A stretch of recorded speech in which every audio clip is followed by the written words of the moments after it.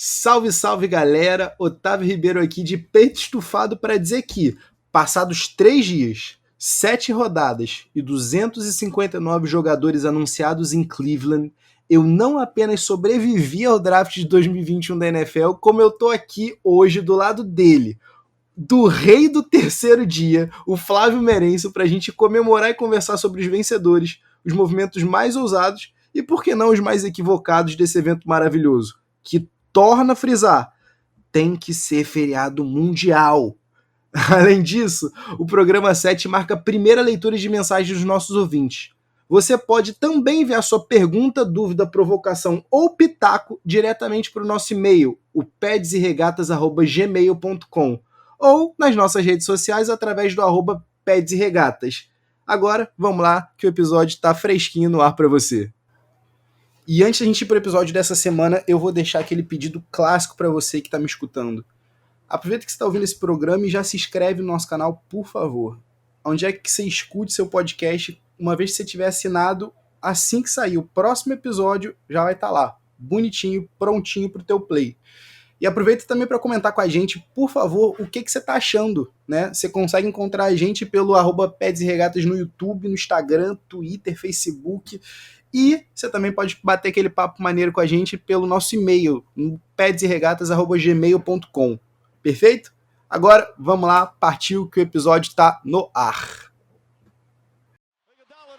Back to Iguodala, up for the layup. Oh, blocked by James. LeBron James with the rejection. Wow. Oh my goodness. Salve, salve, galera. Sejam bem-vindos a mais um episódio do Peds e Regatas Podcast.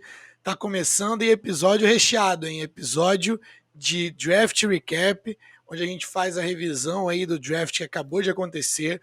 É um draft muito esperado, um draft histórico.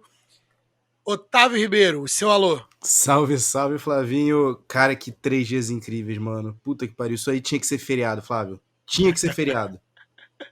Dia mais esperado do ano. Ninguém tem que trabalhar em dia de draft. É foco total. É foco total. A gente com certeza trabalhou. A gente estava no Twitter fazendo os comentários dos Pix, foi bem maneiro lá no @pedseregatas no Twitter. E, cara, a gente está muito, muito animado para trazer para vocês as nossas impressões dos dias. Com certeza não vai dar para cobrir todos os times, mas a gente vai tentar falar de uma gama diversa aí de times, quem mandou melhor, quem foi mais ousado, quem não foi. Enfim, vamos direto para esse sanduíche de carne do nosso draft. Então, beleza. Então vamos começar aqui. Nosso primeiro tópico é: quais os times que mais nos agradaram? Ou seja, qual é o seu top 3, começando pelo terceiro e depois subindo para o primeiro? Quem que foram os times que tiveram o melhor draft, na sua opinião, e por quê, Tavinho? Cara, Flavinho, vão me acusar de ser clubista, cara, mas eu preciso, cara. Eu preciso.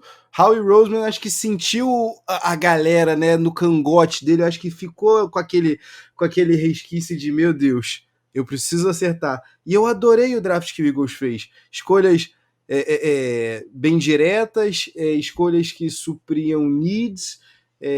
Ainda é um caminho bastante longo pro time da Filadélfia. Porém, eu gosto de como a gente está recomeçando, tá? Uma vez que a gente tenha perdido o Wentz, Jalen Hurts por enquanto, até que se prove o contrário, o futuro da posição na Filadélfia. E vai precisar de uma arma, né, Flávio? Não tem como. E que melhor arma do que o Heisman Winner desse ano? Então, assim, a gente tá falando de um cara que... Ah, Otávio, mas peraí, vocês estão falando do Devonta Smith, aquele mesmo cara que é 6'0" e 170 libras. Ele mesmo. Ah, meu Otávio, mas peraí, ele não vai aguentar... Peraí, deixa eu ver se eu entendi. A gente tá falando do mesmo cara que startou literalmente quase todos os jogos que ele pôde no college. Do mesmo cara que foi o responsável pelo touchdown da vitória em 2017 no college. Na final do college. O mesmo cara que recebeu 23 passes para touchdown em 1.800 jardas. Ele mesmo. Peraí, é o mesmo cara que em todos os bloqueios que eu vi nos tapes tava 100% firme?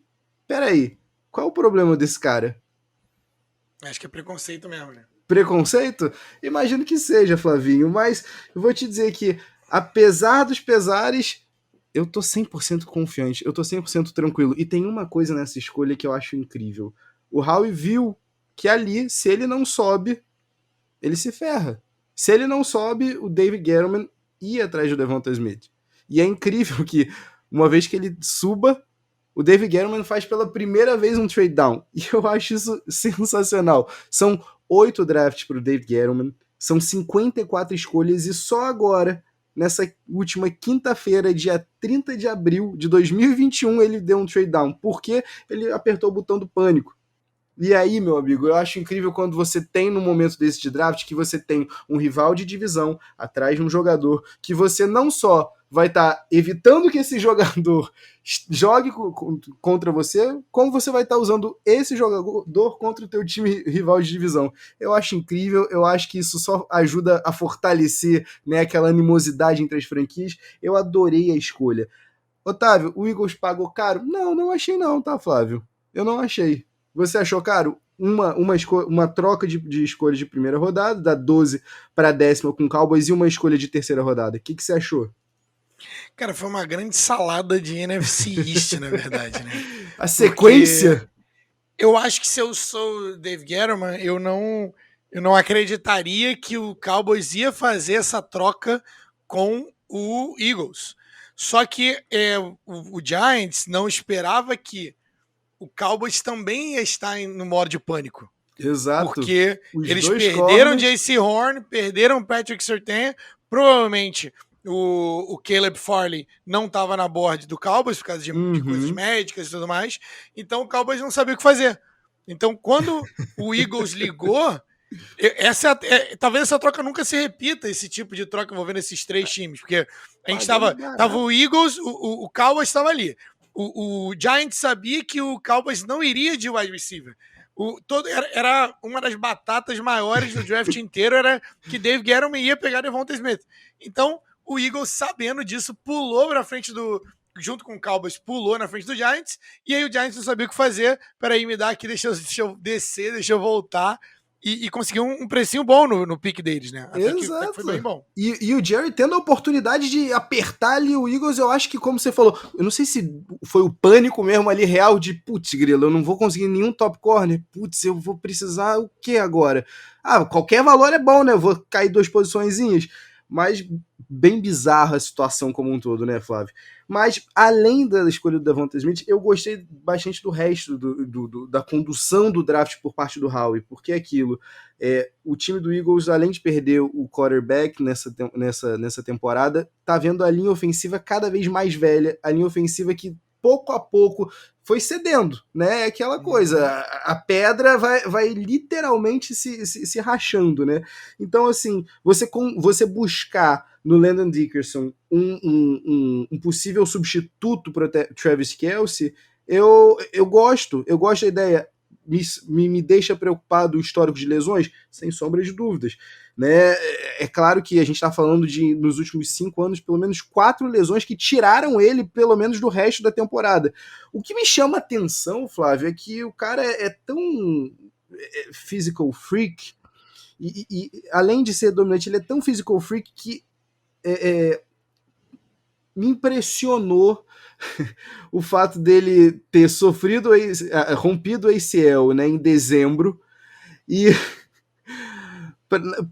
poucos dias antes do BCS, tá lá o Mac Jones dando uma entrevista e ele passa por trás dando uma estrela. Né? A gente tá falando de um cara de 2 metros e quase 125 quilos fazendo uma parada dessa do que? 2 meses depois de romper o ACL. Eu gosto, tá? Principalmente pela versatilidade também. A gente tá falando do único jogador dessa classe de linha ofensiva que startou pelo menos um jogo em cada uma das posições.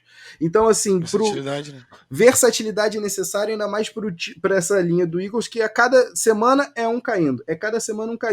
Para além dessas 2 escolhas, me agradam 2 específicas aqui, Flávio. Quem torce pro Eagles sofre muito com os cornerbacks.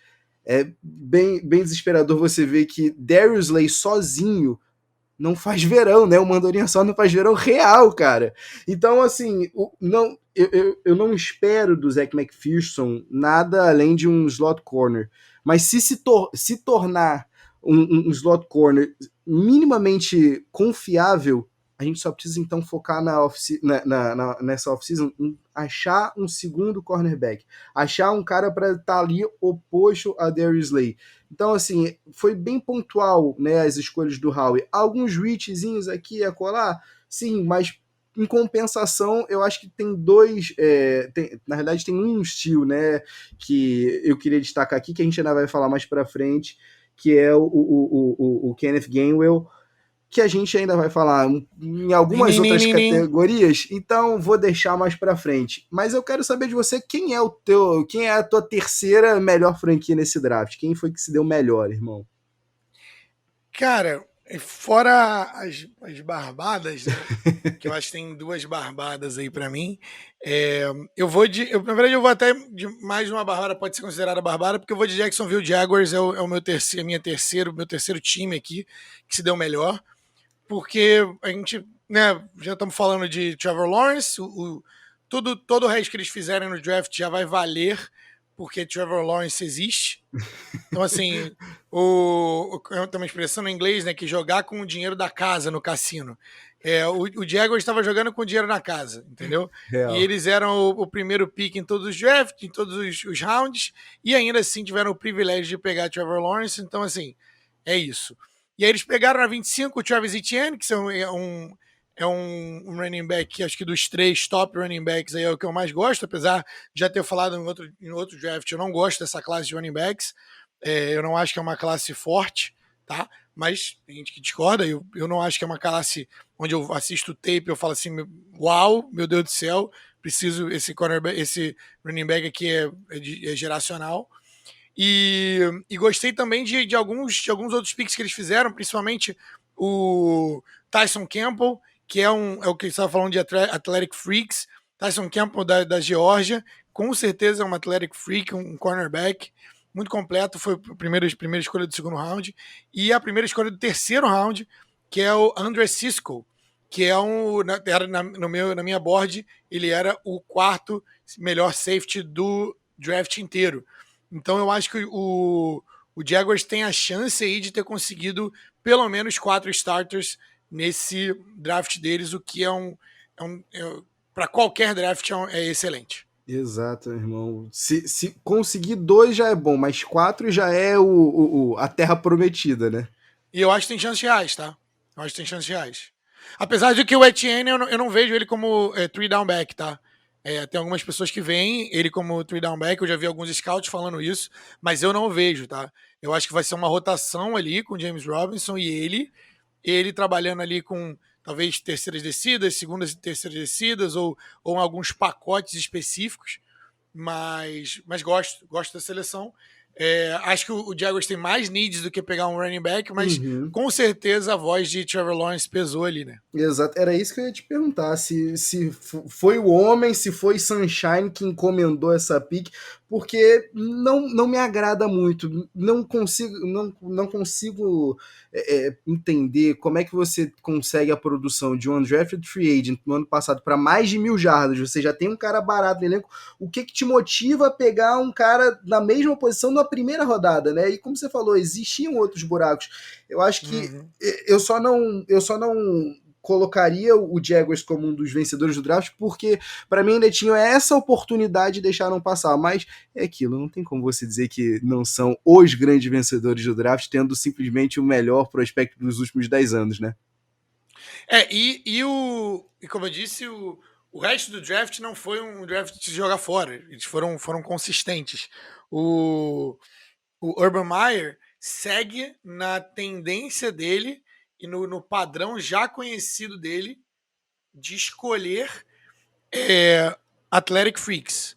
O Urban Meyer gosta de prospectos e de atletas que são top, que são no sentido de top ranking, né? O RAS, né?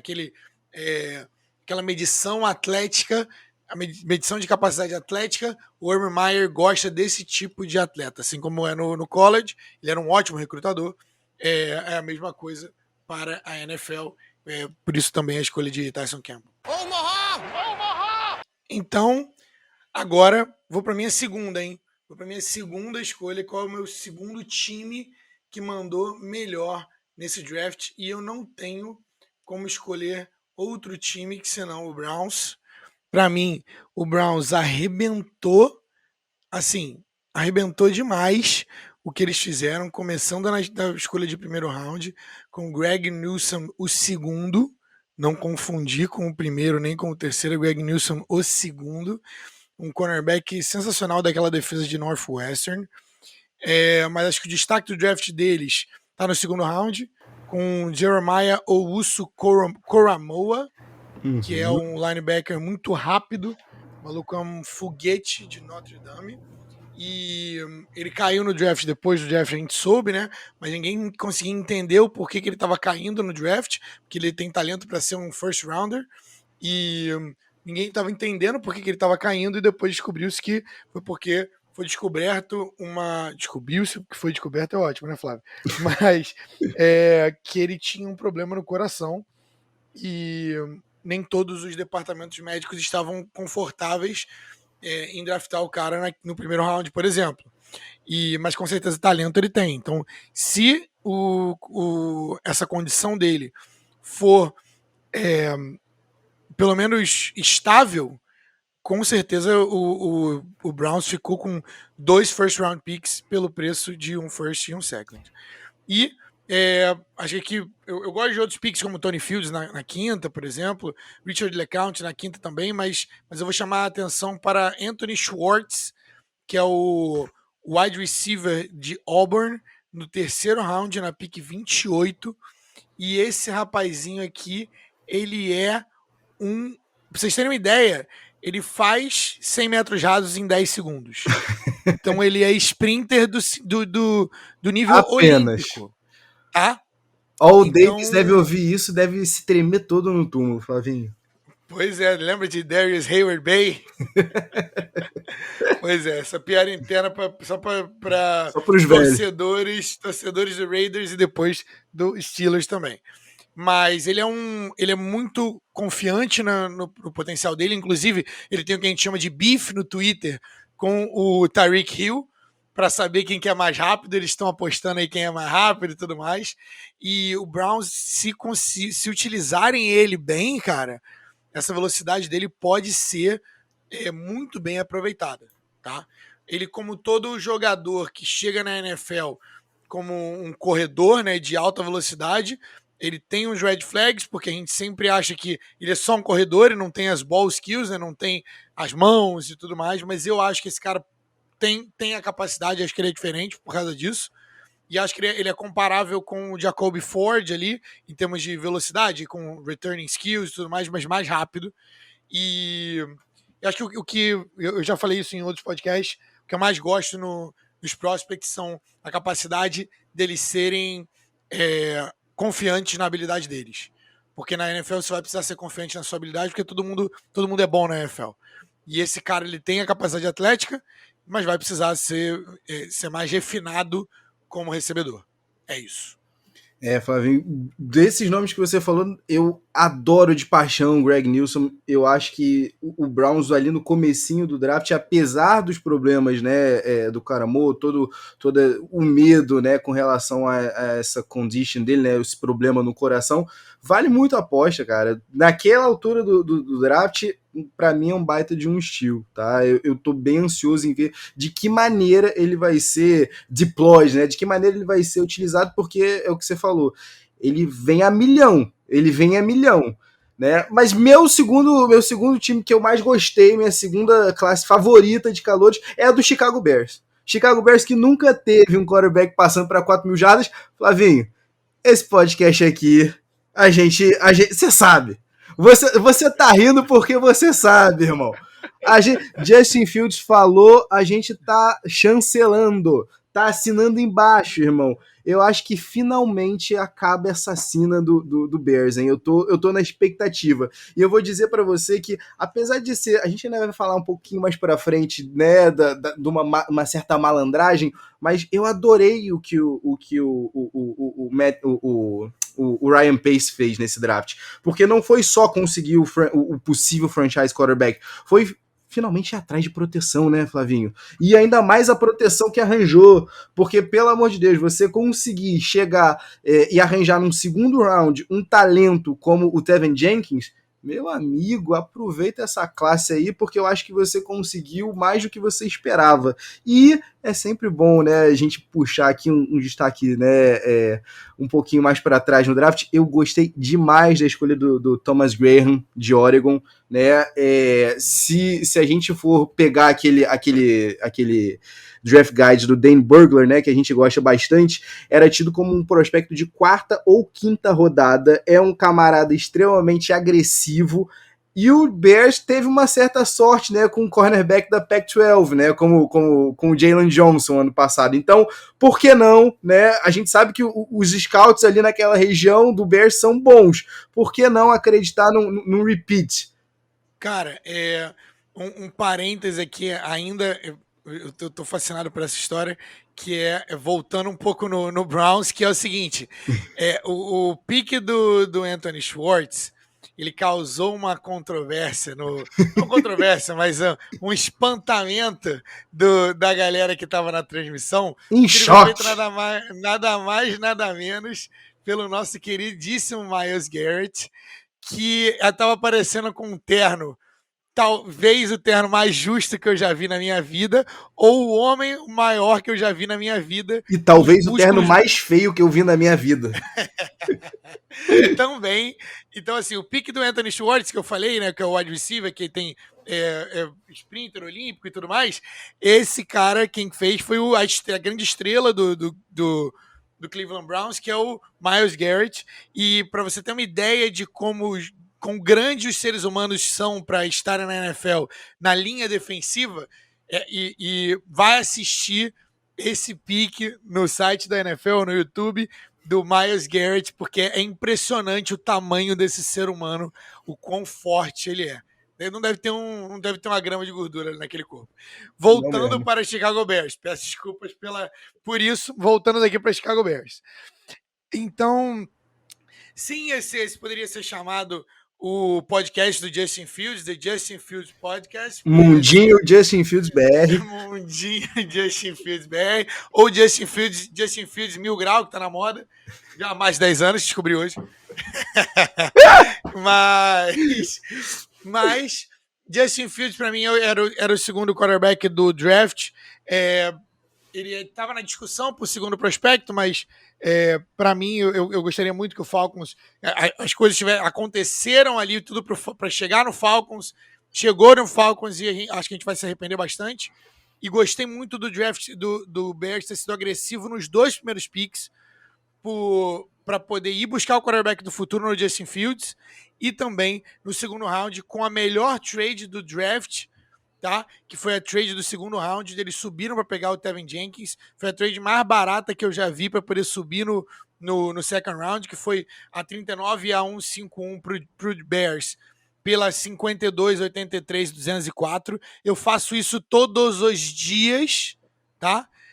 A 52 acabou virando o Uzi Koromoa pro Browns, né? Uhum. Mas, cara, que troca, que draft se o primeiro round e o segundo round forem hit, que é o que eu acho que vai ser, Tevin Jenkins, ele tava na 22 do meu board, então ele caiu para 39, é uma steal, e Justin Fields era talvez o meu segundo jogador aí, o que eu gostaria, né? Talvez no segundo jogador no big board, mas o segundo quarterback, com certeza, que eu gostaria no meu time. Então, o Bears, e esse é com certeza a minha primeira opção, não tem como ser outra, tá?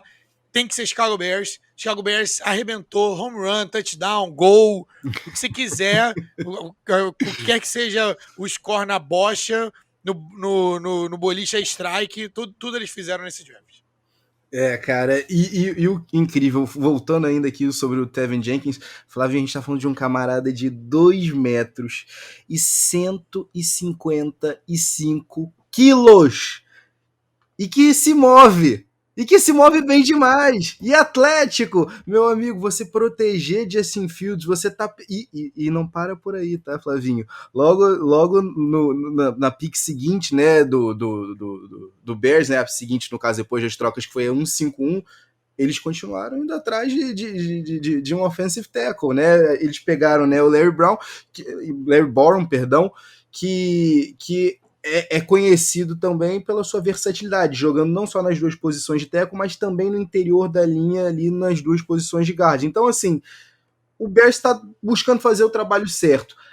O que me soa engraçado é que será que realmente deveriam ter feito a troca pelo Trubisky? Porque quando a gente para pensar no draft capital que o Bears gastou para subir naquele ano, e você vê o que eles gastaram para subir nesse, meu Deus do céu, eu faria 1000 vezes essa troca para subir para a 11ª. 1000 vezes. 1000 vezes. É isso, mas é aquilo, né? Isso a gente assumindo, a gente tá presumindo, na verdade, que Justin Fields é hit, né? Exato. Poderia ser a mesma coisa, eles pensaram a mesma coisa de Mitchell Trubisky. Mas eu vou te dizer uma coisa, hein, Flávio? Mesmo se não for hit, eu prefiro acreditar só e falhar miseravelmente acreditando em Justin Fields do que ver novamente o Trubisky jogando. Trubiskyaholics com certeza, triste. com certeza absoluta, Mas é isso, é importante dizer também, né, que ninguém sabe se essa galera vai mandar bem ou não vai mandar bem. Eu acho que o cara mais seguro do draft talvez seja Trevor Lawrence, depois Kyle Pitts, mas depois dali é muito difícil, porque principalmente até esses caras, a gente não sabe, às vezes o cara se mete com droga, às vezes o cara não consegue lidar com ter muitos milhões na conta do banco, às vezes o cara não... A vida em volta dele ali, mais a pressão do time, da cidade que ele tá, às vezes não vinga. Então a gente não tem certeza de nada, não tem como, tudo que a gente tem como saber é a produção desses caras no college e o que a gente projeta no fit desses caras nos times. Então é importante dar a gente aqui não ninguém, até a galera que vive disso, a galera que é paga para fazer scouting, eles erram mais do que eles acertam, justamente porque é algo muito imprevisível e os melhores atletas do esporte no mundo estão nesse daí, estão na NFL, então não são todos os atletas que vingam e que viram estrelas, né? Mas a gente torce para eles. Aqui eu acho muito difícil de ter hate, né? O Mel Kiper não tá aí há 38 anos aí acertando e errando, mais errando do que acertando por um acaso, Mas né? bom demais, cara. Mas Exato. É bom demais. O draft, assim... A parte que eu mais gosto, inclusive, é a mesma parte que o Mel Kiper gosta, que é o do Day 3 pra frente. Eu gosto de tentar prever a galera que vai mandar bem nos últimos rounds, tá ligado? É isso que eu gosto. Eu gosto de valor nos picks, eu gosto de times que mandam bem, que fazem bons scouts. Eu passo muito tempo, mais tempo do que eu devia fazendo isso. Antes de eu trazer pra ti o meu primeirão, Flavinho, tem um amigo meu, Torresmo, inclusive, que é nosso ouvinte aqui, Vitor Torresmo, aproveitar e mandar um abraço. Salve, Torresmo. Salve, Torresmo. Ele tem uma frase que é: meninos vêm o dia 1 do draft, rapazes vêm o dia 2, homens vêm o dia 3 e lendas acompanham o mercado pelos undrafted free agents, meu amigo. A parada é essa, meu compadre. A parada é essa. E você tava falando, cara, de jogadores mais prontos, né, para essa classe. Eu acho que logo atrás do Trevor Lawrence tá o Penei Sewell, que foi a primeira escolha da minha franquia favorita. Quem teve para mim o melhor draft, que foi o Detroit Lions, né? Porque para mim o Lions chegou com a certeza de, pelo amor de Deus, o que a gente vai fazer aqui? Vamos dar um trade down aqui na 7ª? O que a gente vai conseguir com isso? A gente vai acumular picks? Mas peraí, se a gente tiver um franchise player ali disponível. Eu gostei que o Lions não entrou em pânico, não gostou de nenhuma das propostas que recebeu, não achou nenhuma valorosa o suficiente para descer, avaliou o board que eles tinham e falou, não, peraí, eu vou atrás do meu online aqui. Por mais que a gente, né, infelizmente, tenha que ver o Penei Sewell começando a carreira na NFL, protegendo o cangote do Jared Goff, a gente espera esse cara aí pelos próximos 10 anos, né? Todas as projeções, né? Todo mundo que acompanha o Penei Sewell se impressiona. Um cara que com 17 anos já estava startando em Oregon, né? Um true freshman startando todos os jogos. Então, assim, é milestone atrás de milestone. Então, assim, na 7ª, você conseguir, para mim, o segundo maior valor do draft.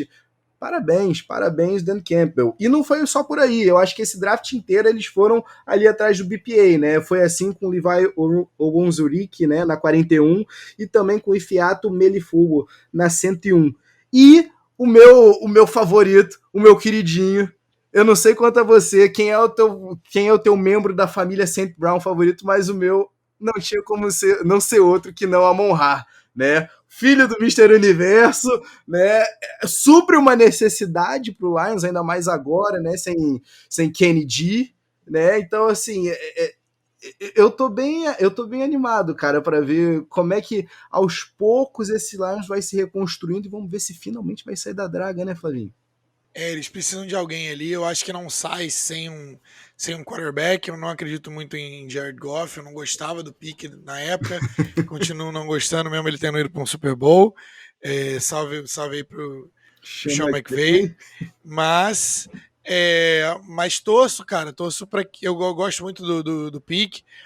Foi a celebração dentro da War Room melhor possível. Foi a do Lions, do draft inteiro. Quando o Penei Sewell sobrou para eles não acreditaram, porque eles não estavam esperando que isso acontecesse, ninguém esperava que isso acontecesse, né? E quando chegou neles, e nem Miami, que poderia ter pego, e que era uma need, e nem o Bengals pegou, ficou claro ali para eles que esse era o pique, não precisava nem... deve ter sido o pique mais rápido do draft inteiro. Mas muito legal, então fechamos aqui o nosso primeiro segmento, que é a nossa nossos como a gente avalia as nossas grades, né? Não nossas grades, mas os melhores, os top 3 times. E agora a gente vai para as perguntas dos internautas. Então a gente vai para a primeira pergunta aqui do internauta, que é o nosso amigo meu, Vandinei Meira. Salve, Vandinei. Salve, Vandinei. Ele veio perguntar pra gente assim: o Jaycee Horn é o melhor prospecto que o Patrick Surtain? E se não for, quem é o melhor cornerback do draft? Você começa e depois vou eu. Irmão, Rapidinho, é importante dizer que Vandinei é nossa primeira pergunta do quadro Perguntas dos Internautas. Então, dos nossos ouvintes aqui do nosso podcast. Então, Vandinei, essa honra é sua. Então vamos que vamos. Vai lá, Tavinho. Vandinei, a honra é sua, o prazer é nosso, irmão. Super obrigado pela pergunta. Eu vou continuar com a minha posição diante do draft, tá? Tava subindo, né, pouco a pouco ali, já era o meu corner favorito na classe, e para mim foi sim o melhor corner disponível. Eu acho, né, o mais pronto para a NFL. Eu sei da preocupação, too much hands ali, né? Ele se agarra muito ali no press coverage, mas é assim mesmo, irmão. Eu acho que é o mais agressivo, é o que tem os melhores ball skills, é sim a melhor opção de corner pro Carolina Panthers. Vamos lá, eu acho que eles foram na segurança. Na verdade, eu acho que se eles tivessem que ir na segurança, eles teriam que ir de Patrick Surtain pelo conjunto da obra. Tá? Tô falando isso pelo que os scouts falam, não necessariamente é o que eu acho. Mas para mim o melhor corner desse draft, ele caiu pro Titans por razões médicas e se chama Caleb Farley. Se eu tivesse que escolher um cornerback para marcar qualquer wide receiver desse draft, eu colocaria o meu dinheiro nas mãos de Caleb Farley se ele tivesse 100% fisicamente. Ele tá vindo aí de 2 cirurgias, né? Se não me engano, nas costas, as duas, né? Por motivos diferentes. Mas o que preocupa bastante para um atleta de alto rendimento, principalmente lesões nas costas, são muito difíceis, tá? De você voltar 100% ali e isso não ser recorrente. Mas Caleb Farley, para mim, é o melhor cornerback, tem o potencial para ser o melhor cornerback desse draft, melhor shutdown corner, que é aquele cara que você pode botar ele lá daquele lado, ele fica numa ilha e é isso aí. Tá? E o Titans achou que na pick 22, né? Esse risco valia a pena de ser corrido, tá? Mas de qualquer forma, o meu board era Caleb Farley, Jaycee Horn e Patrick Surtain, nessa ordem, tá? Perfeito. Beleza, vamos para a segunda pergunta aqui do nosso ouvinte, via pedseregatas@gmail.com. Se quiser falar com a gente, só mandar a pergunta para lá. É o Igor Kleiman, da UERJ. Ele está falando o seguinte: algum time que não estava no radar de vocês antes do draft virou contender após o draft? O que você acha, Tavinho? Salve, Igor. Meu irmão, vou dizer para ti que não, tá? Como a gente estava falando, é claro que a gente fica imbuído de muita esperança, a gente sempre. O que a gente espera, a ideia que a gente tem do jogador é sempre melhor do que o que ele apresenta de fato, né? Não sempre, tá? Com Vamos dizer raras aí. exceções. Vamos lá, com raras exceções, vamos dizer que assim, 90% das vezes, se a gente tiver que falar em percentual, né? Então, assim, eu acho complicado. Pelo contrário, eu acho que o que mais a gente vê passar do draft são times contenders e a gente tem a certificação de que, não, peraí, eles adereçaram justamente os pontos fracos aqui, eles foram pontualmente, né, aonde eles tinham necessidades, e aí sim se solidificaram na posição que estão, como por exemplo o Chiefs, o que o Chiefs fez, né, reforçando, reconstruindo a linha ofensiva, meu Deus do céu, eu acho incrível. E isso daí é um benefício que você só tem num time que é contender, porque uma vez que você esteja lá em cima no draft, meu amigo, falta muita coisa para você. É muito difícil você ver um quarterback sozinho fazer verão, né? Então, assim, é difícil, por mais que a gente saiba de todo o potencial, né, do Trevor Lawrence, por mais que a gente diga do prospecto incrível que ele o próprio Peyton Manning, né, já idos agora 23 anos atrás, não conseguiu quase nada na temporada dele de estreia, né? Quase, foram o quê? 3 vitórias na temporada dele de estreia pelo Colts?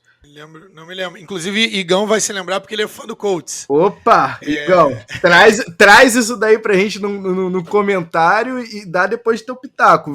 Você sabe bem.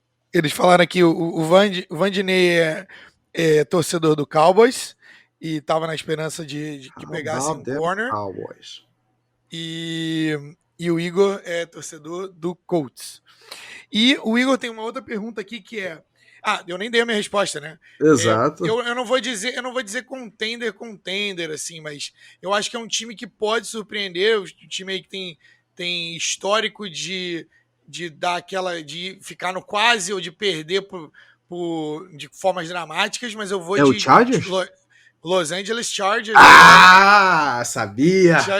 Chargers é o meu time backup, para quem não sabe, eu sou Falcons, mas eu morei em San Diego, então eu tenho um carinho pelo Chargers, e eles foram de proteção pro Justin Herbert no primeiro round, e no quinto round voltaram com o Brandon James, também de Nebraska, né? Então, mais aí carne para aquela linha ofensiva de proteção ali, e também 2 picks que eu gostei bastante, que foram a Asante Samuel Jr. para defesa, e eles foram no terceiro round, nos 2 picks de terceiro round que eles tinham, eles foram de wide receiver e tight end, para substituir o Hunter Henry, que foi Trey McKitty e o Josh Palmer wide receiver, e Trey McKitty o tight end. E sem contar Chris Rumph na quarta, que é um baita pick. Mas então eu acho que o Chargers talvez seja o time que possa dar esse próximo passo aí, subir esse próximo passo. E ele tem uma outra pergunta aqui também, que se vocês fossem GMs de uma franquia, iriam preencher uma need ou pegar o melhor jogador disponível? Ou depende do caso? Essa daqui... No 3 a gente fala junto, Flávio? Com certeza. Então vamos lá. 1, 2, 3. BPA! BPA, sempre. O que é BPA, Tavinho? Best Player Available, o melhor disponível naquele momento, você vai atrás, meu amigo. Se você tem um jogador que tem um grade de second round no quinto round, você não vai buscar uma need, você vai buscar o melhor talento, que melhor dá chance de retorno, né? Isso aí acho que é difícil. Quando o sonho, né, Flávio, é você conseguir casar as 2 coisas. Você achar um BPA ainda numa posição de need, mas aí, meu amigo, isso daí... Mas deixa eu te perguntar, Flávio, para começo de draft, você ainda continua com isso ou você acha que pode ser, não, peraí, eu tenho um não tão distantes aqui, talvez eu preencha uma need? Depende de uma coisa só. A BPA só tem uma exceção, que é a posição mais importante, que é quarterback. Então eu já falo entre meus amigos, falo para você, que a minha teoria é a seguinte: um quarterback, se ele for o seu quarterback por 10 anos, se ele for estrela, se ele for o cara, hoje em dia a gente tem o quê? Talvez 7 ou 8 que sejam ou foram estrelas em algum momento, e aquele cara que você pode falar assim, não, a gente pode draftar qualquer outra coisa porque a nossa posição de quarterback está segmentada e esse é um quarterback que é nível de Super Bowl. Posso ganhar um Super Bowl com esse cara. Talvez 7 ou 8, talvez eu seja otimista demais, mas eu acho que tem. E aí, ou pelo menos se você não tem 7 ou 8, você acredita que você tem 3 ou 4 ali, que você acredita que você tenha um quarterback material, né, que é um cara que você acha que é esse cara. Então, se você precisar de um quarterback, se você tiver um quarterback disponível, que você ache que esse cara pode ser o quarterback que você vai disputar, tem pelo menos colocar o seu time em posição de Super Bowl todo ano, tipo é Tom Brady, tipo é Ben Roethlisberger, tipo era o Peyton Manning, todo ano você tem a expectativa de que se o time acertar bonitinho, o quarterback não vai ser a razão pela qual a gente vai perder, entendeu? Se você tem esse quarterback, aí depois você pode ir BPA o resto da sua vida. Se não, não. Então, deixa eu ver se eu entendi, Flavinho. Você tá dizendo aqui que você tá de acordo com o que o Jets fez, indo em concordância com o que a gente fez agora, né, uma participação do podcast do nosso amigo JJ, né, no Jets no Ar. Você tá dizendo para mim que, ok, mesmo o Zach Wilson não sendo o seu quarterback número 2 da tua lista, você estaria de acordo em draftá-lo se ele fosse uma need para o teu time? 150%. 150%, porque o Jets tem essa need no quarterback, ela é a need que ela se sobrepõe a todas as outras. Então, o Jets, claramente a board do Jets era diferente da minha. Então a gente comprou brinquedos diferentes. Então a board deles tinha o Zach Wilson acima do Justin Fields. E ok, respeito. A do 49ers a mesma coisa. Eles tinham Trey Lance acima do Justin Fields. E então Zach Wilson era o cara que eles escolheram porque eles acreditam que Zach Wilson pode ser o cara que vai levar eles para o Super Bowl. E logo depois eles procuraram proteger o Zach Wilson. Então, achei sensacional, porque aí você tá indo de BPA após o quarterback ter sido sanado. Então é isso. Perfeito. Mas eu achei que você ia vir com outra pergunta, tá? Qual era a pergunta que você achou que eu vi? Eu achei que você viria com a armadilhazinha, que é, se você tem um quarterback, Flávio, você falou pra mim que tem um quarterback de 10 anos competitivo, você não precisa draftar mais quarterbacks, né? Certo. E a gente tem um quarterback em Atlanta, que é um quarterback que trouxe estabilidade na posição. Eu não queria tocar no seu coração, time competitivo. Irmão. Então, eu achei que você ia vir, mas eu imaginei. Mas sim, na verdade, a minha revolta toda, para quem... Você estava comigo no dia do draft, e a palavra que mais me descrevia aqui, por falta de outras palavras, desculpa, meu francês, cólera. É puto. Envolto pela cólera. Eu tava muito animado que o Justin Fields tinha sobrado para Atlanta e a Atlanta não pegou. E eu acho que a Atlanta vai se arrepender. Segunda vez que eu falo isso no podcast, eu não vou falar mais não. Então tá bom. Vamos aqui então para o nosso próximo bloco, para a gente poder encerrar aqui o nosso pod. Então vamos lá. A gente tem aqui, eu preciso saber de você. Uhum. Quem é a escolha mais ousada, a mais equivocada e a que mais tem a provar? Perfeito. Cara, primeiro de tudo, a escolha mais ousada pra mim aqui é a de Justin Fields, tá, Flavinho? Olha só, toda hora a gente volta pro menino. Eu digo ousada aqui porque é preciso um certo cojones. O quê? Menos de 5 anos depois de você ter trocado a fazenda inteira, o celeiro inteiro, queimado tudo pelo Trubisky, você dá mais um trade-up por um quarterback. E eu acho que, pelo preço, né, o Bears subiu da 20ª escolha para a 11ª, pagando não só uma first round pick em 2022, como mais uma escolha de 4ª rodada, mais a escolha 164 desse draft, que era uma escolha de 5ª rodada. Então, assim, a gente conseguiu malandramente aí, além de ousar, é uma escolha bem malandra, porque a duplinha ali do Pace e do Matt Nagy ainda consegue uma sobrevida. Não, mas peraí, a gente ainda tá desenvolvendo o nosso novo quarterback. Peraí, quantos quarterbacks a gente já não teve aí, Flavinho? Teve Foles, teve Trubisky, tivemos 3 semanas aí de Andy Dalton QB1. Andy Dalton QB1, tá lá no Twitter dos caras. Cara, eu vou falar pra você que Pra mim, essa escolha foi a mais ousada do draft, tá? Pelo menos a mais ousada, que eu digo da primeira rodada, certamente. Não, vou te dizer que é a mais ousada do draft, sim, porque não é todo dia que você sobe por um franchise quarterback. Você tem que ter cojones. Esse é o tipo de draft, é o tipo de GM que eu seria com certeza absoluta. Eu subiria sempre e faria o que o Bears fez nesse draft. Me dá uma escolha de primeiro round, uma escolha de segundo round que eu tenho confiança master e eu volto na quinta, não tem problema, para poder continuar o meu draft. E meus drafts iam ser sempre assim, eu sempre iria all-in nos caras que eu acredito, porque você precisa, principalmente esses caras, né? Eles foram certeiros, eles foram no quarterback e depois foram para proteção. Mas a minha escolha mais ousada do draft se chama Ja'Marr Chase. Outras tem que ter cojones também para você passar a proteção de Penei Sewell do Joe Burrow, tá? Depois daquela foto que rodou o mundo dele com uma cicatriz aí de 10 centímetros, né? No joelho, e você pegar o amigo dele, com certeza teve influência dele, com certeza absoluta. Ja'Marr Chase vai ser um stud, ele vai ser, assim, não tem nem o que falar. Perdão da expressão, paldurecência, né, cara? Ele vai ser do cacete, esse cara. E a entrevista dele do draft, após ele ter sido draftado, eu falei pro Tavinho na hora, eu falei assim, me deu medo de olhar nos olhos desse homem.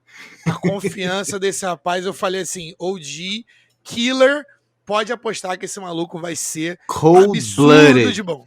Cold-blooded killer. É por esse motivo, Flavinho, que eu vou dizer que é quem tem mais a provar, tá? Porque não é todo dia que tu deixa passar um franchise, né, online, né? Ainda mais quando você viu o que aconteceu no final da temporada passada com o Joe Burrow. Então, assim, ele vai precisar provar. E é claro que ele tá numa posiçãozinha muito agradável, né, Flavinho? Porque o ataque, né, do Bengals, pelo menos agora, né, presume-se que vai ser cada vez mais bem elaborado, né?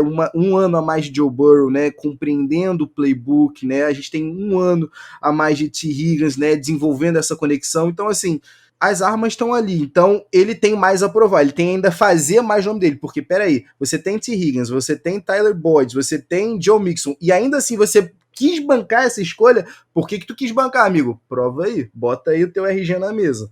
Auden Tate também. Exato. Auden Tate aí tu pega no meu coração, né, irmão? Coração, aí tu pega no meu coração, meu 6'5". Esse é meu 6'5". É eterno jogador que você pega no sábado de manhã pra dropar na terça-feira. Tu pega na expectativa pra dropar em seguida. E, cara, pra você, quem mais tem a provar? Tem que ser o pique do Raiders, essa monstruosidade aí que foi Alex Leatherwood. Tomara que ele seja Hall da Fama, mas o Raiders, mais uma vez, tentando ser mais esperto que todo mundo, e é só fazer o básico. Inclusive, se eles tivessem pego o cara que eles pegaram no segundo round, no primeiro round, ninguém ia estar falando nada, mas eles pegaram um prospecto que estava lá para mim ele era o 60º jogador, um jogador número 70 na minha board, tá? Alex Leatherwood. Meu Deus. É um offensive lineman, mas era um jogador que John Gruden e Mike Mayo, que também já foi scout, também já trabalhou como expert, gostaram muito e acharam que ele não podiam perder, então tomara que ele mande bem. Mas isso é modus operandi do Raiders, é fazer essas pataquadas que ninguém entende, porque fala assim, pô, mas por que você pegou esse cara? Não tava nem esperando pegar ele agora, entendeu? Você poderia ter trocado de novo no segundo round pra pegar esse cara e pega outra pessoa, entendeu? O que acontece com o Mike Mayo que eu não sei, cara? Eu adorava ele na ESPN, eu adorava acompanhar dia de draft com o Mike Mayo, com aquele fichário dele, com todos os prospects que ele analisava. E aí quando eu vejo os últimos drafts do Raiders, a gente se questiona, né? E eu não sei se você chegou a ver, Flavinho, o absurdo que foi no sábado do terceiro dia, o pessoal, né, ainda, né, durante as entrevistas pelo Zoom, né, questionando a escolha, porque, né, não, mas um mock drafts aqui, acolá.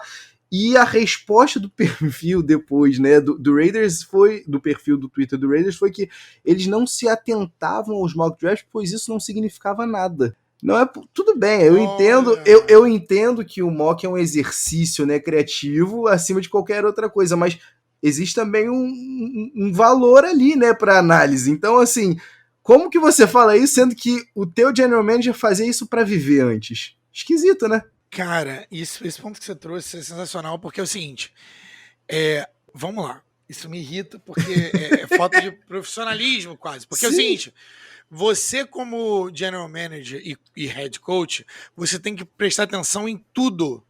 Então, o que você acha que esses head coaches todos da NFL e esses scouts e esses médicos que trabalham dentro do esporte, eles fazem quando eles chegam em casa? Esses caras são viciados em esporte. Tudo que eles veem é NFL Network, tudo que eles veem é ESPN, tudo que eles veem é Fox Sports. Então, você acha que eles não prestam atenção? Se essa galera manda mensagem pro Colin Cowherd, essa galera manda mensagem pro Todd McShay, pro Mel Kiper Jr., cara, como que você fala um negócio desse pra mim? É absurdo. Eu fico exaltado com o maluco. Não vou prestar atenção em nenhum mock draft. Claro que você tem que prestar atenção em mock draft.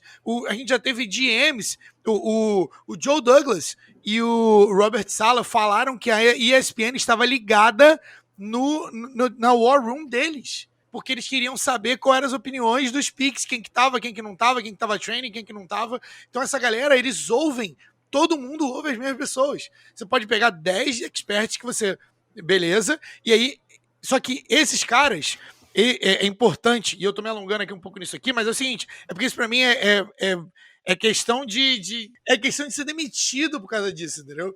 Que é, cara, esses scouts que trabalham para as TVs, todos os times e todos os scouts que trabalham para os times também se comunicam com eles, porque esses caras têm muito conhecimento sobre os jogadores. Esses caras pedem conselho para esses experts. Então, na prática, é tudo um organismo só. E são esses mesmos experts que liberam os mock drafts. Cara, e para quem não sabe o que é mock draft, é um exercício onde os experts colocam quem que eles acham que vai em cada um dos picks. E aquilo ali é uma forma de você ter uma avaliação ali, um valuation daqueles picks. Então, para um general manager, para um head coach, um general manager e um head coach que vieram da televisão falarem isso... É inadmissível. Assim. Inaceitável. Mas o que a gente podia esperar de uma franquia, né, que depois da condenação do Derek Chauvin tuita I can breathe. Sempre importante lembrar isso, né? Falta de tato total. Enfim, mas vamos passar desse surto de John Gruden. A gente... Pode falar? Eu posso te dar, então, a minha pique equivocada? Era isso que eu ia. Vamos que vamos. Qual que foi a pick mais equivocada desse draft? Minha pick mais equivocada, Flavinho, vai ser a do Kadarius Toney. E eu vou te dizer aqui... e eu gosto, tá? Eu gosto do valor. Eu gosto do jogador, perdão. Não gosto do valor, não gosto na posição, né, onde ele saiu. Né? Foi a 20ª escolha, né, no geral. E o meu ponto aqui, Flavinho, e você trouxe, né, essa questão do Raiders, né, de como a gente não existe uma unanimidade, né, nos mocks, a gente estaria confortável se as escolhas tivessem sido invertidas. É o mesmo caso para mim aqui do Giants com essa escolha. Se o Kadarius Toney tivesse saído com a segunda escolha, né, do Giants, do draft, eu acho que a gente compreenderia tranquilamente, e se a primeira pick tivesse sido o Azeez Ojulari. Então, assim, por que eu acho essa pick equivocada? Porque para mim ali o David Gettleman, ele expôs que ele estava perdido. Ele expôs que sim, era o Devonta Smith o alvo dele, e ele ficou tão em choque que ele não só deu a primeira troca, né, a trade down em 11 anos aí, né, em 8 drafts, em 54 escolhas, como ele continuou tão, ok, qual é o melhor jogador disponível aqui? Não, eu vou continuar com o que eu tinha em mente, eu vou continuar com o receiver. E ele deu um reach no receiver numa primeira rodada, num time do Giants que tem buraco atrás de buraco. Então, para mim, pelo choque, por ter agido ali no, meu Deus, e agora o que eu faço? Quando foi encurralado ali na parede, deu aquela tremida. Então, para mim, essa é a pique equivocada, que é Darius Toney na 20ª escolha para o New York Giants. Eu vou de wide receiver também, continuo na posição, que é, para mim, a escolha mais equivocada do draft, se chama Jalen Waddle, para a equipe da Florida Miami Dolphins. Um tema desse draft foi unir os quarterbacks com seus parceiros de college, seus wide receivers parceiros de college, não necessariamente só wide receivers, né? A gente teve também o Trevor Lawrence com o Etienne, né, que é o running back, mas para mim, eu não tinha o Jalen Waddle tão alto como outras pessoas. Para mim, ele era o jogador 14 na minha board. Então, e depois de Devonta Smith, inclusive, se fosse para selecionar algum wide receiver, seria o Devonta Smith. Então, eu me recuso a aceitar que o Tua não teve parte nessa decisão também. Então, se ele teve, é isso. Mas eu gosto muito do Flores. Então, eu gosto muito do trabalho que ele faz. Mas eu acho que ele errou nesse pick. Não era um wide receiver que tem provado. Ele me dá cheiros e notas de Tavon Austin, tá? Que foi mais ou menos aqui, foi 2 picks antes pro Rams naquele draft. Ele é muito rápido, beleza, gimmick player, tudo bem. A galera compara com o Tyreek Hill, mas não é a mesma coisa, tá? Então, ali eles poderiam ter ido de Penei Sewell, poderiam ter ido de Devonta Smith, perdão, que ficaria tudo bem, e eu gostaria mais desse pick. Eu acho que eles queriam mesmo, era Kyle Pitts ou Ja'Marr Chase, não sobrou, eles deviam ter o Jalen Waddle acima do Penei Sewell, mas eu acho que você não deixa passar um prospecto que nem o Penei Sewell, que é comparado aí com o Orlando Pace e essa galera roda fama aí. Ele é um unicórnio, assim, todos os ex-linemen da liga falam que o Penei Sewell é um unicórnio. Flavinho, mira no Tyreek Hill e acerta no Tavon Austin, que todo mundo teme, né, bicho? Porque é aquilo, mas olha só, o best case scenario é esse aqui. E aí você se lembra do Tavon Austin, e é sempre bom a gente lembrar aqui, a gente que gosta do DeAndre Hopkins, a gente nunca vai deixar ser esquecido que o DeAndre Hopkins saiu 20 escolhas depois do Tavon Austin, né, naquele draft. Pelo amor de Deus, que sacrilégio. E a segunda coisa, Flavinho, que eu fico pensando, o Dolphins se deu mal demais, porque olha só, meu amigo, eu gostei bastante do que eles conseguiram fazer, né, caindo para a 12ª, e aí eu pensei, cara, peraí, eles estão voltando aqui pro top 10, né, eles estão com algum alvo bem declarado. Eu falei, ok, eles devem ir em algum receiver, ok, ou se não, eles vão atrás do Kyle Pitts. Mas será que eles realmente esperavam o Kyle Pitts caindo ali para depois da 5? Eu fico pensando, beira quase a ingenuidade, né, do Dolphins. E tô contigo, tá, meu amigo? Se eles tivessem escolhido o Devonta Smith ali na 6, eu não ia estar falando aqui deles. Eu só vou dizer mais uma coisa sobre Jalen Waddle. Body catcher. O que é um body catcher, galera? É um jogador que é o wide receiver, o receiver de alguma forma, e que só pega a bola com o corpo, protegendo com o corpo, e não pega a bola com as mãos. Ele não tem as mãos puras ali, fortes, para segurar a bola. Isso é um sinal, é uma red flag, porque isso pode não... A velocidade do jogo da NFL vai pedir que ele pegue, faça as recepções à medida que ele corra, né, e que não proteja sempre com o corpo, ele não vai conseguir fazer isso. E eu não vejo o Jalen Waddle com esse upside de Tyreek Hill. Eu não vejo ele como recebedor que é o Tyreek Hill, tá? Principalmente por causa das mãos. A gente encerra por aqui, a gente vai encerrando o nosso episódio do nosso Pads e Regatas podcast. Não antes, sem falar para você, sem pedir para você curtir a gente nas nossas redes sociais, nosso Instagram, @Pads e Regatas, no Twitter a mesma coisa, YouTube, no Facebook, vai procurar a gente. Se quiser falar mais com a gente, vai no padseregatas@gmail.com e fica ligado agora, como sempre, para a galera que já ouve a gente. Logo em seguida, vai ter o nosso 2-Minute Drill, que é onde a gente conta uma história, uma curiosidade para vocês sobre o tema que a gente está falando. Então hoje a gente tem uma curiosidade muito legal para vocês sobre o draft no nosso 2-Minute Drill. 2-Minute Drill na sequência, fica ligado. Pro 2-Minute Drill de hoje, a gente vai para o momento mais emocionante do draft, a história impressionante de Kwity Paye. A história começa na Libéria, onde a sua mãe, Agnes, fugida por sua tribo ter sido perseguida, teve que ver a casa de seu pai ser queimada. Kwity Paye, dali, nasceu em um campo de refugiados na Guiné e foi homenageado como Kwity em homenagem ao seu avô, que sua mãe nunca mais viu. Dali, eles foram parar em Providence, Rhode Island, no nordeste dos Estados Unidos, vivendo com a ajuda de custo mínima do governo americano. Paye conheceu a história de Will Blackmon, ex-jogador draftado pelos Packers e único, na época, proveniente de Rhode Island na NFL.